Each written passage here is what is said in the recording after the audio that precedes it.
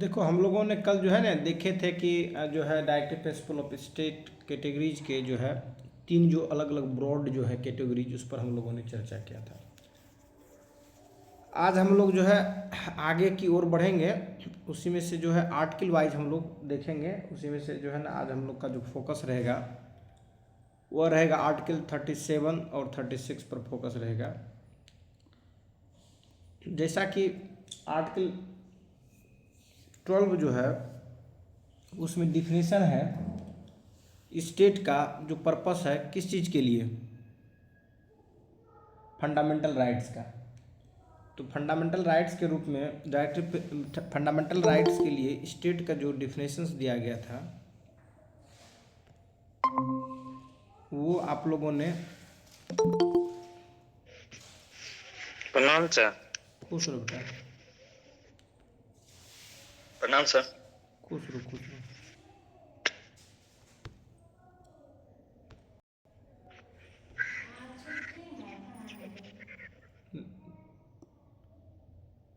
तो आर्टिकल 36 और 37 जो है उसमें जो है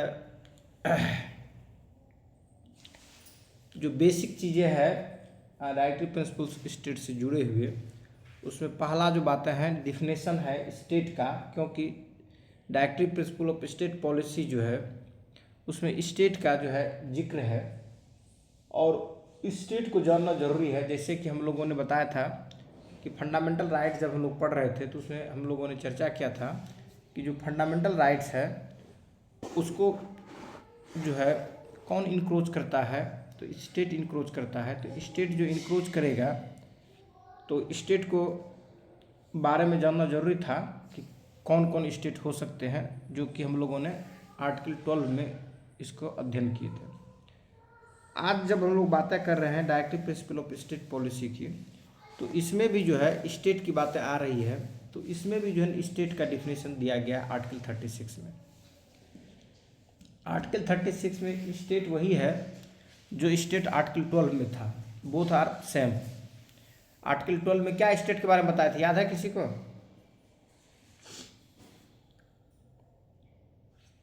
फंडामेंटल राइट्स जो पढ़ाए थे उसमें स्टेट के बारे में बताए थे आर्टिकल 12 में, याद है एनीवन? अरे 12 आर्टिकल 12 में राज्य के बारे में परिभाषा के बारे में बताए थे, याद है किसी को? बोलो। नहीं सर, अभी ध्यान नहीं। तुमको ब्रजेश? नहीं सर। जिस स्टेट में बताए थे स्टेट के बारे में, पहला बताए थे गवर्नमेंट ऑफ इंडिया और Indian parliament, government of state and state legislative body. उसके बाद जो है लोकल अथॉरिटीज और अन्य कोई अथॉरिटी जो गवर्नमेंट के अंदर में आता हो, वो सभी जो स्टेट के रूप में डिफिनेशन के रूप में हम लोग ने देखा था। तो आर्टिकल 36 में 36 में भी स्टेट के बारे में यही बातें हैं।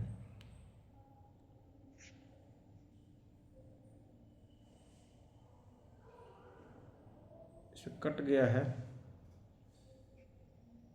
देखो आर्टिकल 12 जो है इंक्लूड्स करता था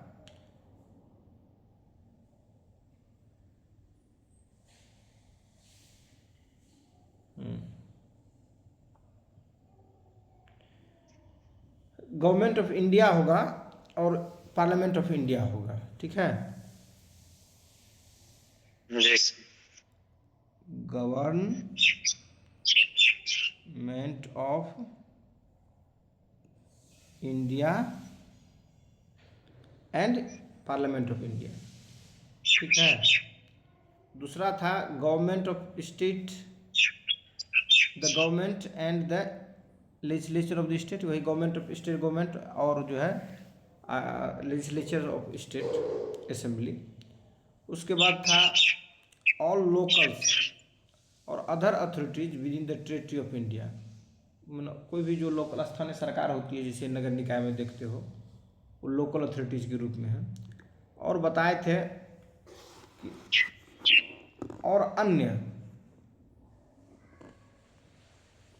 और अन्य अथॉरिटीज जो है भारत की टेरिटरी के अंदर में हो, ठीक है। और authorities under the control of the government of India, और अथॉरिटी जो गवर्नमेंट ऑफ इंडिया के कंट्रोल में हो वो सब भी जो है क्या होंगे, वो सब भी जो होंगे स्टेट के अंदर है। स्टेट के डिफिनेशन के अंदर में आएंगे। स्टेट के अंदर में नहीं आएंगे, स्टेट के डिफिनेशन के अंतर्गत में आएंगे।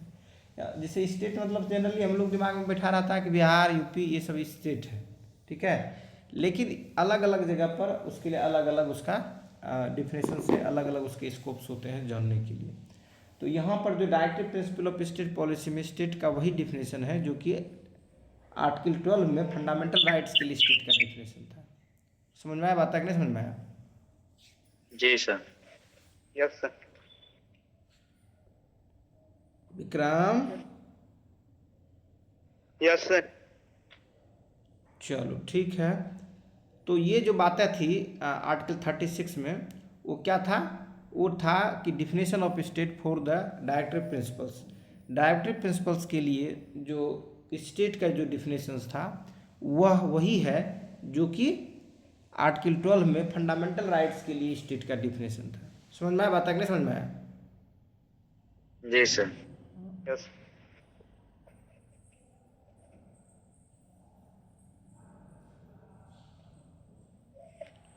देखो आर्टिकल 36 और article 37 are the foundational provisions within the part 4 of the Indian constitution which contains the directive principle of state policy. जो आर्टिकल 36 और 37 है वह जो फाउंडेशनल प्रोविजंस है directive principle of state policies में, उसी के बारे में इसमें बातें हैं, जिसमें कि पहला जो आप लोगों ने अभी जो डिस्कस किया वो डिफिनेशन ऑफ स्टेट के बारे में for the purpose of directive principle of states के लिए, वो वैसे ही है जैसे कि आर्टिकल 12 में स्टेट का डिफिनेशन जो फंडामेंटल राइट्स के पर्पस से हुआ था उसके लिए था, ठीक है।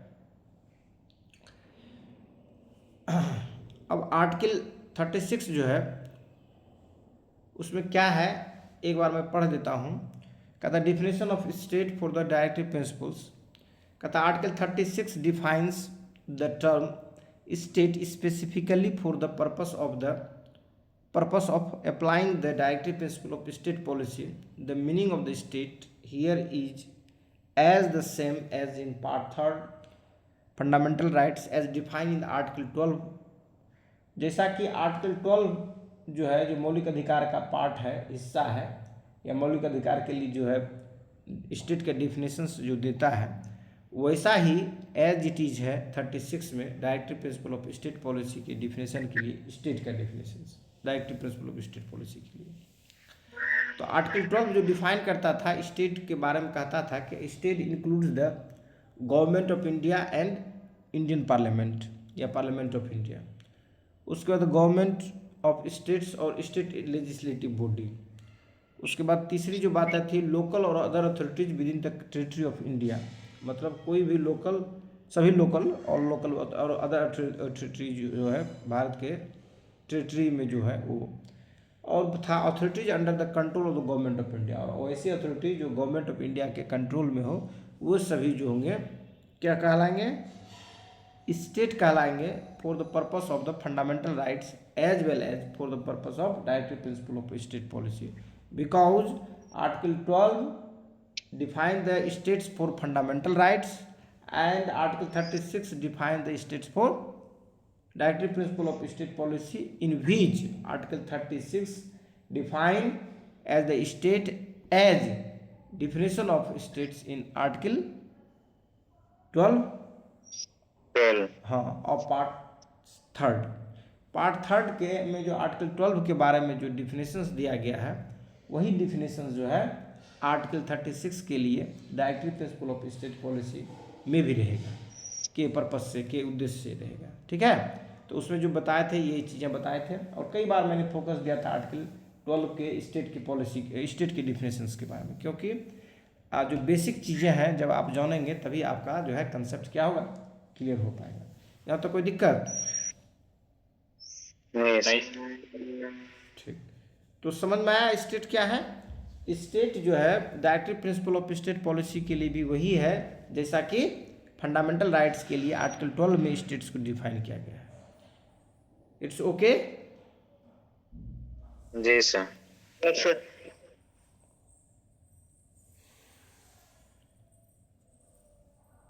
अब आगे जो है इसमें कहता है the definition is inclusive rather than exhaustive covering a wide range of governmental and quasi governmental bodies even those performing commercial functions providing they have a sufficient degree of control और connection with the state.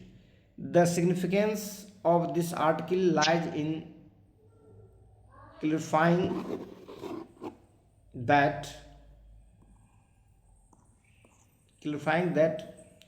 directive principles impose duties and guide policy on these entities using them to work toward the social welfare and justice. देखो जो main motto है article 36 का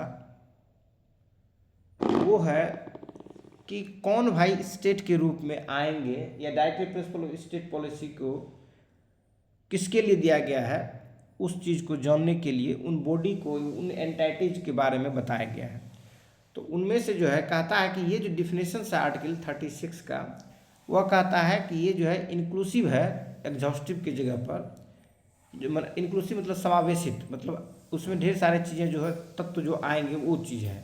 ठीक है जो कि कवरी कर wide range of the government के अलग अलग जो विस्तार है उस विस्तार को या क्वासी गवर्नमेंट बॉडीज के क्वासी गवर्नमेंट बॉडी जैसे मान लो कि केंद्रीय विद्यालय जो है कहता है ना क्वासी गवर्नमेंट बॉडीज है या ऑटोनोमस बॉडीज है या एनटीपीसी के बारे में बातें करते हो या कोई कोऑपरेटिव सोसाइटी है उसके बारे में बातें करते हो। ठीक है तो वही कहता है wide range of governmental and quasi governmental bodies सरकार की जो बॉडी है या अर्ध सरकारी जो बॉडी है और even those perform commercial function और जो कमर्शियल फंक्शन को भी परफॉर्म करते हैं बशर्ते कि they have the sufficient degree of control जिस पर कि सरकार का जो है नियंत्रण हो और कनेक्शन विथ द स्टेट और स्टेट से वो क्या हो जुड़ा हुआ हो।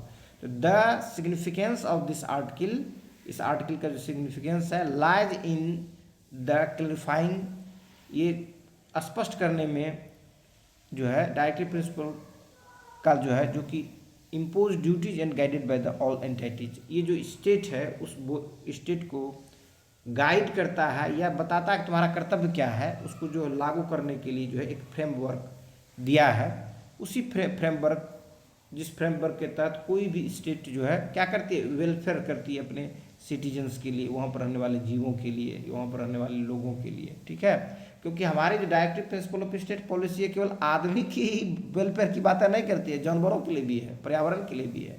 समझ में आया बात है समझे नहीं? तो भारत का एक कॉन्स्टिट्यूशन दुनिया में एक अनोखे कॉन्स्टिट्यूशन में से है जो केवल मानव के वेलफेयर की बातें नहीं करता है मतलब वहाँ के रहने वाले सिटीजन्स जो है उसके लिए वेलफेयर की बातें नहीं करता है बल्कि उनके लिए भी है जो किसी मतलब क्या कहते हो जीव जो अन्य जीव है उसके लिए भी चर्चाएं करते हैं उसके लिए भी जो है मतलब चीज़ें हैं।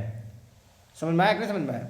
मतलब अगर कभी कभी ऐसे लिखना हो पर्यावरण पर हो इन्वायरमेंटल पर हो तो जो कॉन्स्टिट्यूशन में जो हमारा प्रावधान है उस प्रावधान को भी अगर उसमें लिखते हो उस एसेज में तो तुम्हें ज़्यादा से ज़्यादा मार्क्स जो है मिलेंगे।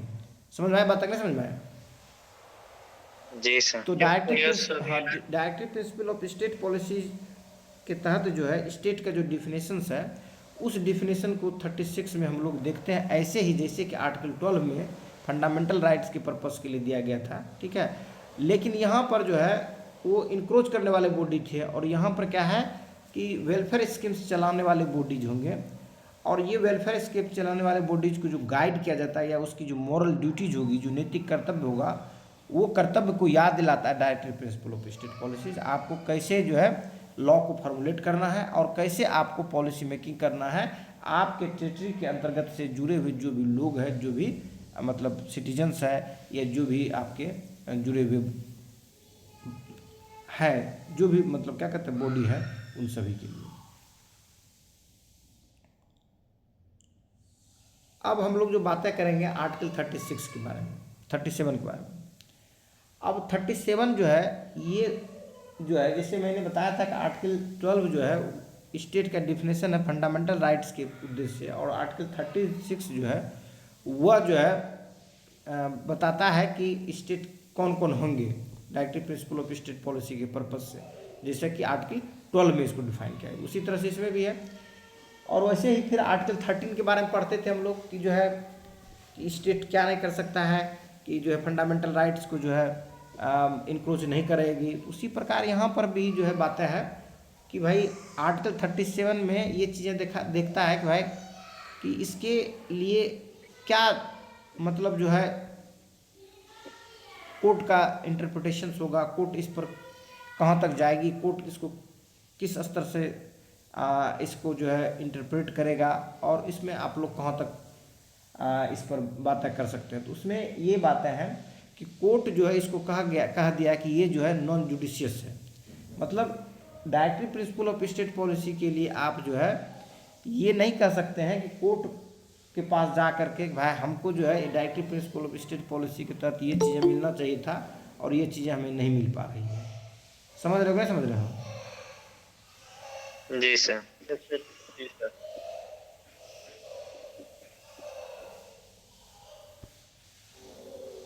लेकिन जब फंडामेंटल राइट्स की बात होती है तो जब फंडामेंटल राइट्स का वायलेशंस होता है तब हम लोग जा करके कोर्ट में, चाहे हाई कोर्ट हो या सुप्रीम कोर्ट हो, वहाँ पर हमारे लिए क्या था, दरवाज़ा खुला हुआ था, जिसके तहत हम लोग क्या कर सकते हैं, we can knock at the door of the high court as well as the supreme court for the purpose of the protection of the fundamental rights which are given by our constitution through the part 3 of our constitution.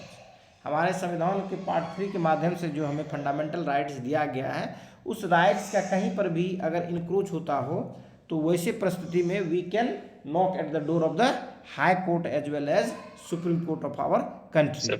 हाँ, तो हम लोग यहाँ पर क्या कर सकते हैं, हाई कोर्ट और सुप्रीम कोर्ट के दरवाजा को खटखटा सकते हैं, भाई हमारे जो है फंडामेंटल राइट का वायलेशन हुआ है। परंतु जब हम लोग directory principle of state policy की बातें करते हैं तो उसमें कहता है कि भाई आप इसके लिए जो है कोर्ट का दरवाज़ा नहीं खटखटा सकते हैं। ठीक है, ये जो है नॉन जुडिशियल है, ये जुडिशियल नहीं है। ठीक है, तो आर्टिकल 37 में यही बातें हैं। लेकिन आर्टिकल 13 जो पढ़ रहे थे हम लोग, वहाँ पर क्या कहता था कि अगर इसका कहीं पर अगर मतलब वायलेशंस करते हो या वायलेशंस है, उसको नल एंड वाइड घोषित कर दिया गया था उस आर्टिकल को, या उस लॉ को, या जो भी पहले से एग्जिस्ट करता था, या अगर कुछ ऐसा है जो वायलेट करता हो तो उस हद तक उसको नल एंड वाइड की बातें की गई थी। समझे बात नहीं समझे? जी सर। जी सर। तो यहाँ पर लेकिन आर्टिकल 37 में क्या है कि applications and enforcement of directory principle of policy, ये एक तरह से यहाँ पर गाइड है। जैसे गाइड हमने तुमको दिया कि भाई ऐसे ऐसे तुमको करना है, करना न करना अब तुम पर निर्भर करता है, कर रहे हो नहीं कर रहे हो। ठीक है, जैसे मान लो कि एक मोरल कर्तव्य है कि तुमसे जो बड़े हैं उसको गुड मॉर्निंग गुड इवनिंग करते हो, और नहीं करोगे तो क्या होगा, तो उसके लिए कोर्ट नहीं जा सकता लोग। ठीक है, कि हमको गुड मॉर्निंग नहीं बोला, उसके लिए कोर्ट जा सकता है। लेकिन एक प्रिंसिपल है, एक डायरेक्शंस है कि भाई आप अगर कुछ चीज़ें करते हैं तो इस तरह से चीज़ों का है। ठीक है, तो अब application and enforcement of directory principles पर जब हम लोग बातें करते हैं तब कहता है article 37 declares that the directory principles contents in part 4। Directory ये जो है आर्टिकल 30 जो है डिक्लेयर्स करता है कि पार्ट 4 जो directory principle of state policy है उसमें जो प्रिंसिपल्स है, उसमें जो सिद्धांत है, not enforceable by any court, ये किसी भी कोर्ट के द्वारा नॉट इन्फोर्सेबल, मतलब इसे कोर्ट के द्वारा लागू नहीं किया जा सकता है। इन्फोर्समेंट तो लागू करना, वर्ब के रूप में। फोर्स में क्या होता है, बल होता है, और उसमें EN वर्ड लगा दियो, तो EN वर्ड जब किसी नाउन में लगाते हो तो वो क्या बन जाता है, वर्ब बन जाता है। जैसे सर्किल नाउन है, एन सर्कल, इसका मतलब क्या हो गया, वर्ब हो गया कि सर्किल करना, बनाना। हाँ सर्किल बनाना हो गया। तो उसी प्रकार आर्टिकल 37 कहता है declares that the directory principle of state policy contain in part 4 not enforceable, ये इन्फोर्सेबल नहीं है, मतलब इसे लागू नहीं किया जा सकता है बाय एनी कोर्ट, किसी कोर्ट के द्वारा। ठीक है, but when any government are working, any government या एनी बॉडी या एनी स्टेट, जो मैंने डिफिनेशन में दिया कि स्टेट का जो भी ब्रॉड सेंस में जो भी था, working they should keep in mind what are directed in directory principle of state policy. समझे? व्हेन स्टेट मेकिंग लॉज और formulating any policies making any welfare schemes, making any principles or laws, they should keep in mind what are directed in directory principle of state policy। समझे कि जब कभी जी कोई sir. राज्य जो है, राज्य का मतलब बताए थे डिफिनेशन के रूप में, जब कोई राज्य जो है क्या करे, कोई प्रिंसिपल्स बनाए या लॉ बनाए, कोई पॉलिसीज मेकिंग करे, तो उन्हें इस तरह से दिमाग में रखना होगा, माइंड में रखना होगा कि directive principle of state policy क्या आपको डायरेक्शन देती है किस तरह से गवर्न करने की। समझ में आया बात है? जूता नीचे रखो, तो जूता नीचे, जी तो सर। जूता पर लग बचाव पड़ता है, ऐसे बैठो आओ। जूता नीचे रखने की चीज़ है बेटा, जूता पहन के बिछावन पर नहीं बैठा जाता बेटा। और इधर बैठो, जूता रख दो नीचे बेटा। बात है समझ में आया कि नहीं समझ में आया? जी सर। ठीक। जी सर। तो यही है आर्टिकल 37 कि ये कहता है कि लीगल स्टेटस को दिखाता है। किसके लीगल स्टेटस को दिखाता है? पार्ट 4 जो directive principle of state policy है उसकी लीगलिटी को दिखाता है कि भाई आप जो कोर्ट में जा करके इसको एनफोर्स कोर्ट के माध्यम से नहीं करवा सकते हैं। दिस मीन्स कहता है कि citizens can not seek legal enforcement of this principle in the court. मतलब कोर्ट में जा करके इसके लिए लीगल जो है इन्फोर्समेंट के लिए आप कोई भी सिटीजन जो है क्या नहीं कर सकता है, इन्फोर्समेंट नहीं कर सकता, क्लेम नहीं कर सकता। हाँ, मतलब वो कोर्ट में जा करके घसीट नहीं सकता कि भाई हमको ये चीज़ लागू होना चाहिए, ठीक है। However article 37 emphasises 2 crucial points, लेकिन 2 जो महत्वपूर्ण पॉइंट, क्रूशियल मतलब क्या होता है बच्चों? महत्वपूर्ण, वाइटल, इम्पोर्टेंट, नाजुक। ठीक है। तो जो 37 जो है एम्फसाइज करता है, एम्फसाइज मतलब जोर देता है। हाँ, जोर देना, बल देना, फोर्स करना, ठीक है। तो आर्टिकल 37 जो है एम्फसाइज करती है या बल देती है 2 क्रूशियल पॉइंट्स पर। पहला जो है वो है द नॉन जुडिशियबल, नॉन जुडिशियबल होने के बावजूद भी, द और ऑल दो कंजक्शन होता है, सुने हो ना? जी सर। हाँ, यद्यपि और तथापि जो हिंदी में होता है उसी के लिए द और ऑल दो यूज करते हैं, ठीक है। कहता the non justiciable these directive principles are fundamental in governance of the country. यद्यपि जो है नॉन जुडिशियल है, कौन? Directive principle of state policy, इसके बावजूद भी these directive principles are the fundamental, ये जो है मौलिक होता है किस चीज़ में? किसी भी हमारे कंट्री के जो गवर्नेंस में जो है वो क्या होता है? मौलिकता है, वो बेस है, फंडामेंटल बेस है वर्किंग करने का। समझ में आया? दूसरी जो बात है, it shall be the duty of the state, state की ये क्या है? ड्यूटी है to apply this principle in making laws, इन प्रिंसिपल को लॉ बनाने में क्या करेंगे? उपयोग करेंगे। समझ में आया बात? अगर समझ में आया? Yes sir. दो चीज़ें हैं, एक चीज़ क्या है, यह जो है नॉन जुडिशियल है, ठीक है, और नॉन जुडिशियल होने के बावजूद भी जो है यह गवर्नेंस का, कंट्री के गवर्नेंस का ये जो है क्या है? फंडामेंटल्स है, मतलब मौलिकता है, मौलिक है, ये फंडामेंटल बेस है, ठीक है। और दूसरी जो बात करता है कि it shall be the duty of the state, और ये स्टेट की क्या है? ड्यूटी है, ये कर्तव्य है to apply this principle in making laws, laws या कोई पॉलिसी जब मेकिंग करते हैं तो इन प्रिंसिपल्स को जो directive principle of state policy में है उनको क्या करेंगे? अप्लाई करेंगे, ठीक है। ये कर्तव्य के रूप में अप्लाई करेंगे, उनकी कर्तव्य है कि वो अप्लाई करेंगे। समझ में आया? That means directive principle of state policy is guide of set for state making laws as well as making policy, how to govern. समझे? गवर्न कैसे करेगा, उसके लिए जो पॉलिसी मेकिंग करेंगे, उसके लिए जो लॉ मेकिंग करेंगे, उसके लिए ये क्या है? गाइडिंग सेट है, मतलब जो होता है ना गाइड करने के लिए, जो सेट में जो जो बातें आती है वो सभी set of moral values for state, how to operate, how to govern. समझे? कैसे वो गवर्न करेगा, कैसे वो ऑपरेट करेगा, उसके लिए क्या है? सेट ऑफ मोरल वैल्यूज है, सेट ऑफ मोरल्स है, ठीक है। ये guiding directive principle of state policy means guiding principles for states how to work for making policy and making laws. समझे? Yes sir. किसी को दिक्कत? No sir. हाँ, तो directive principle of state policy जो है वह क्या है? गाइडिंग प्रिंसिपल्स है किसके लिए? फॉर स्टेट के लिए, ठीक है। और स्टेट मतलब बताए थे government of India, parliament of India, state legislative body, state government, local authorities, any authorities control by the states या control by the our country या control by the our government. ये जो चीज़ें था ये सब स्टेट के रूप में थे, और उसको कैसे काम करना है, उसको कैसे पॉलिसी मेकिंग करना है, उस पॉलिसी मेकिंग के लिए ये क्या है? गाइडिंग प्रिंसिपल्स है। समझ में आया? तो ये जो है आर्टिकल 37 जो है यह बताता है कि भाई ये नॉन जुडिशियस है, ये कोर्ट के द्वारा इन्फोर्स नहीं किया जा सकता directive principle of state policy की। उसके बावजूद भी ये इम्फेसाइज करता है कि भाई जब कभी भी स्टेट गवर्न कर रही है किसी चीज़ को या कोई लॉ बना रही है तो उनको इस बात के दिमाग में रखना चाहिए कि directive principle of state policy आपको क्या डायरेक्शन देती है। समझ में आया? बात समझ में आया? Yes sir. Yes sir. Yes sir. हाँ, 10 article 37 places A moral and political obligations. Obligation मतलब क्या होता है? अनिवार्यता,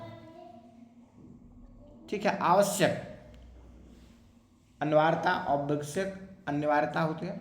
तो ये जो आर्टिकल 37 जो है ये मोरल और पॉलिटिकल ऑब्लिगेशंस की ओर फोकस करता है, ठीक है। On the state to implement these principle to establish just social and economic order even though there is no legal remedy if the state fails to do so. अगर state ऐसा करने में क्या हो जाती है? असक्षम होती है, ठीक है, तो आपके पास लीगल रेमेडी नहीं है। रेमेडी मतलब उपचार, तो लीगल मतलब क्या हो गया? न्यायिक। तो जो न्यायिक उपचार है, जो कानूनी उपचार है वो नहीं है। इसके बावजूद भी, समझे, इसके बावजूद भी ये क्या है?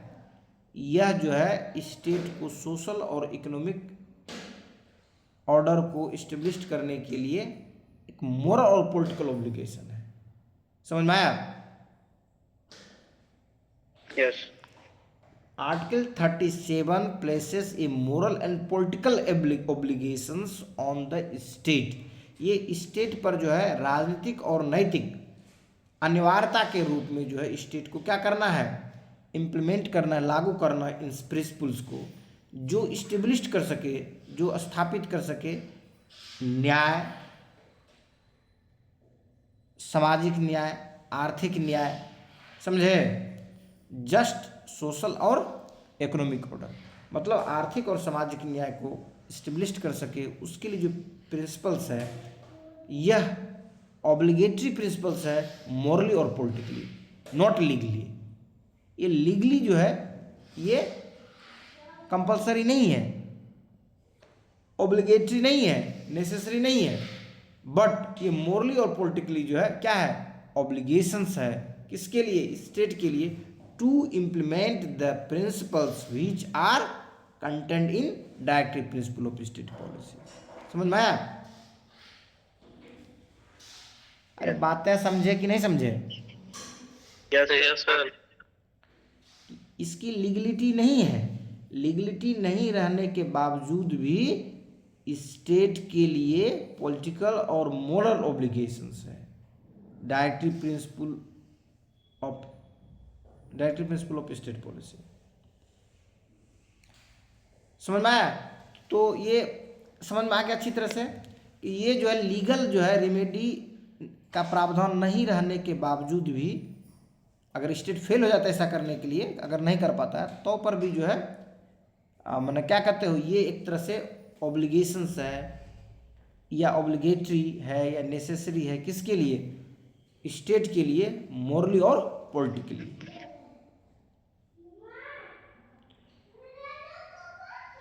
यहाँ तक किसी कोई दिक्कत?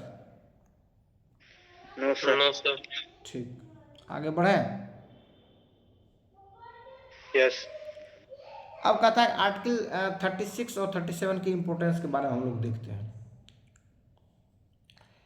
तो 36 जो है, आर्टिकल 36 जो स्टेब्लिशेस करता है scope and entities bound by the directory principles ensuring these principles guide a broad range of state functions, कि स्टेट के फंक्शंस के लिए जो से बताए थे कि ये कौन कौन आएंगे।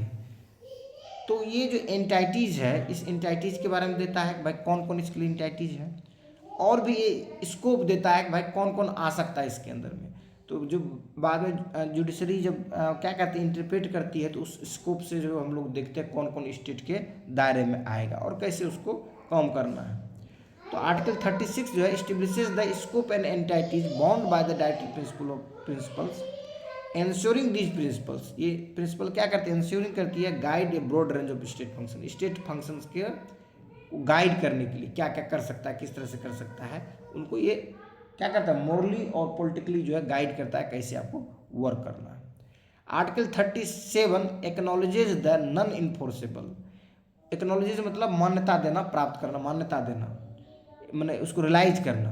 तो आर्टिकल 37 ने एक्नॉलेज करता है कि ये जो है नॉन इन्फोर्सेबल नेचर है, ठीक है। ये जो है मतलब आप कोर्ट के द्वारा ये नॉन इन्फोर्सेबल है, कोर्ट इसको इन्फोर्स नहीं कर सकती है, ठीक है। लेकिन asserts their fundamental role in lawful governance and policy making। लेकिन यह asserts करता है, asserts मतलब बल देना, फोर्स देना, ताकत लगाना, कि क्या फंडामेंटल रोल होगा किसमें, लॉफुल गवर्नेंस में और पॉलिसी मेकिंग में। समझे कि जो नियम संगत जो सरकार होगी, जो गवर्न करेगी सरकार है, और सरकार जो नीति बनाएगी उसके लिए जो मौलिकता है उस मौलिकता पर क्या देती है, बल देती है।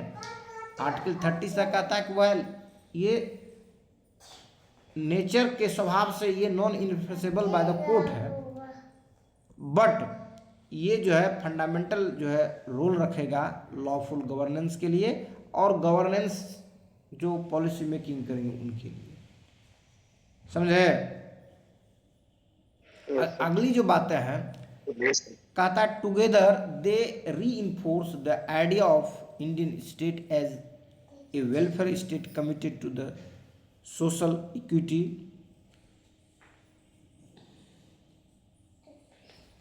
Together they enforce the idea of the Indian state as a welfare state committed to the social equity guided by moral and political obligations enshrined in the dietary principles।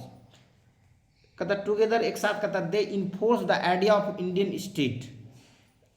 Indian state के idea को क्या करता है, enforce करता है किसके रूप में, एज ए वेलफेयर स्टेट, जो कि लोक कल्याणकारी राज्य हो गए। तो पूछेगा कि लोक कल्याणकारी राज्य के बारे में कौन सा पार्ट इंडियन कॉन्स्टिट्यूशन का जो है इस्टेब्लिश करने की ओर डायरेक्शंस देता है, तो वो हो जाएगा directory principle of state policy. Directory principle of state policy से ही हम लोग देखते हैं कि हमारा जो देश है वह क्या होगा, लोक कल्याणकारी देश होगा, न कि डिक्टेटरशिप करके लोगों का शोषण और एक्सप्लॉयटेशन करके काम करेगा, वैसा हमारा राष्ट्र नहीं होगा। हमारा राष्ट्र का जो नेचर होगा क्या होगा, वेलफेयर स्टेट को इस्टेब्लिश करना। हाँ नया कॉपी, हाँ तुम्हारा कॉपी खरीद दिए बेटा, तुम्हारे नया कॉपी खरीद दिए बेटा, मम्मी से खोजा लो बेटा, मम्मी से खोजा लो बेटा। यहाँ तक बात समझ आया कि together they enforce the idea of Indian state as a welfare state committed to the social equity guided by moral and political obligation enshrined in the directory principles. कि directory principle of state policy में जो निहित है, जो मैं आगे चल के बताऊंगा क्या क्या बातें हैं, ठीक है। एक एक आर्टिकल पर चर्चा करेंगे, उसमें आएगी ही क्या क्या बात, जैसे पंचायती राज इंस्टीट्यूशन का, सिविल कोड का, equal wages for equal work, ये सभी चीज़ें जो है directory principle of state policy के अंतर्गत आता है। इन सभी चीज़ों को डिटेल से हम लोग देखेंगे, ठीक है। तो कहता है कि together they enforce the idea of Indian state. ये इंडियन स्टेट के आइडिया को क्या करता है, इन्फोर्स करता है, किसके रूप में, as a welfare state, welfare के स्टेट के रूप में। हाँ हाँ हाँ बेटा, हाँ बेटा, हाँ, committed to welfare state, committed to social equity, जो सामाजिक समानता हो, guided by the moral and political obligation, जो गाइडेड होंगे मोरल जो नैतिक बताए थे और राजनीतिक जो है जो ऑब्लिगेशन है उसके रूप में, enshrined in the directive principle of state policy, जो कि स्टेट पॉलिसी में जो है क्या है, निहित है।